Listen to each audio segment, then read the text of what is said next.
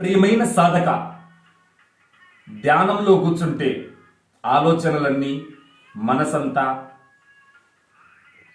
జుట్టుబట్టి లాగినట్టు చిత్రమైన నాటకం ఆడుతుంటుంది. నంగనాసి తుంగపుటిక లాంటి నీ చిత్తం.